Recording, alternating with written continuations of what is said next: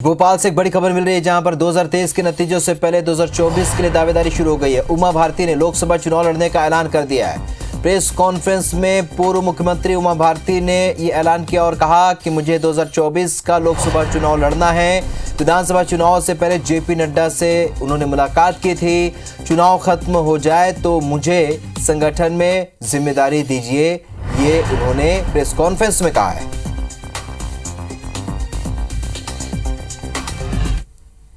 मैंने चुनाव से पहले जगत प्रकाश नड्डा जी से मुलाकात की थी, तो मैंने उनको कहा था कि चुनाव खत्म हो जाए तो आप मुझे संगठन में जिम्मेदारी दीजिए, मैं लोकसभा का चुनाव लड़ूं। संगठन में मुझे कोई जिम्मेदारी तो चुनाव होने के बाद दे दी जाए, क्योंकि मैंने कहा मध्य प्रदेश विधानसभा के चुनाव के पहले अगर आप कोई संगठन में जिम्मेदारी देंगे तो कहलाएगा कि आपने किसी खास किस्म के वोटों को प्रभावित करने की कोशिश की।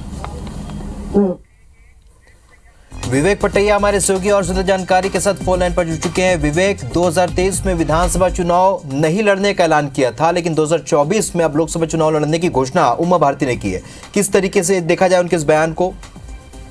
उमा भारती मध्य प्रदेश की पूर्व मुख्यमंत्री है और आज उन्होंने अपनी पत्रकार वार्ता में ये कहा है कि उन्होंने संगठन में काम करने की इच्छा पिछले दिनों विधानसभा चुनाव के पहले राष्ट्रीय अध्यक्ष जेपी नड्डा से मिलकर जताई थी। साथ ही उन्होंने ये भी कहा था कि पार्टी यदि उनको मौका देती है तो 2024 का वो लोकसभा का चुनाव भी लड़ेंगी।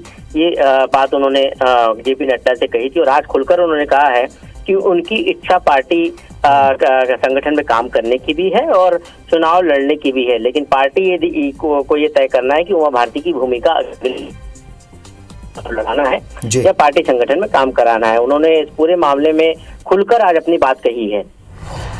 तो खुल के उनके इस बयान को अब पार्टी किस स्तर पर लेगी, विवेक, क्या लगता है? देखिए, अब पार्टी को ये तय करना है कि उमा भारती की अगली भूमिका क्या होगी, क्योंकि पिछले लंबे अरसे से हम देख रहे हैं कि उमा भारती को पार्टी की ने कोई भी एक ऐसी जिम्मेदारी या भूमिका में नहीं रखा है।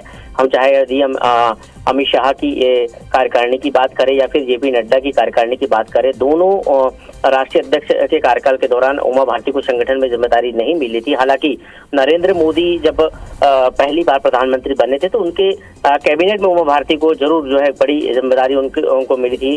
जल शक्ति मंत्रालय उनको मिला था, लेकिन दूसरे कार्यकाल में उनको मंत्री पद भी नहीं दिया गया और चुनाव भी वो नहीं लड़ी थी। अब ऐसे में एक बार फिर उन्होंने चुनाव लड़ने की इच्छा जताई है। अब ये संगठन को तय करना है कि उमा भारती को चुनाव लड़ाए या नहीं लड़ाए या फिर संगठन में कोई जिम्मेदारी उनको दे। बिल्कुल, और ये भी देखना होगा क्योंकि अब इसके बाद विधानसभा चुनाव के बाद अब लोकसभा चुनाव की तैयारी भी शुरू हो जाएगी। विवेक, इस जानकारी के लिए बहुत शुक्रिया आपका।